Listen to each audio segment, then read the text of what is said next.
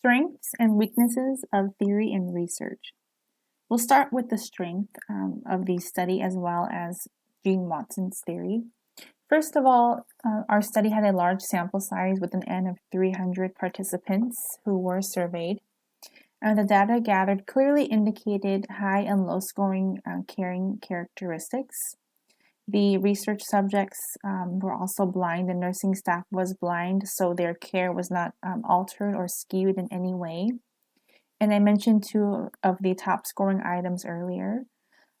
First of all, two top scoring items of importance to parents in the study indicated they wanted nurses who knew what they were doing and were able to carry out interventions efficiently. This technical competence is crucial in the human needs assistance curative factor.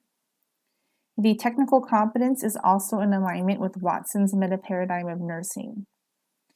According to the Watson Science Caring Institute, human needs assistance describes the nurse as providing basic needs to the patient, and in this case, something as simple as obtaining an IV site and giving pain medication would meet the basic needs for these patients. Gillespie et al. 2012 highlight the second set of findings and state that they directly correlate with Watson's third curative factor, which is sensitivity to self and others.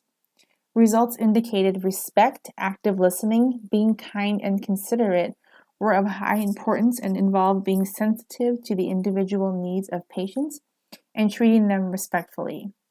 This result's also consistent with Watson's meta-paradigm of the person.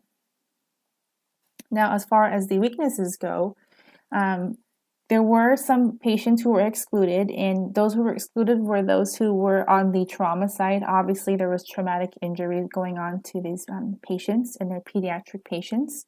So we were obviously unable to survey those parents.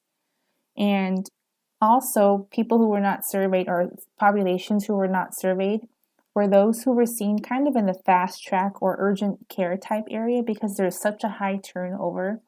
And one thing that may have skewed the results could be this is the emergency room, and they tend to treat emergent conditions. So they do treat patients based off of acuity. And this is also an example of a weakness, a potential weakness in Gene Watson's theory. And with her theory specifically, she does focus on the psychosocial or holistic approach to the human being versus the human's biophysical needs. Whereas in the ER here, they are mainly focused on the person's biophysical need versus the psychosocial needs of the patient. So Gene Watson's 10th curative factor, the existential, phenomenologic, and spiritual forces did score low, and that may have simply been because they were in the emergency room, and that's something that ER staff may not see as emergent as opposed to treating pain or a task such as a laceration repair.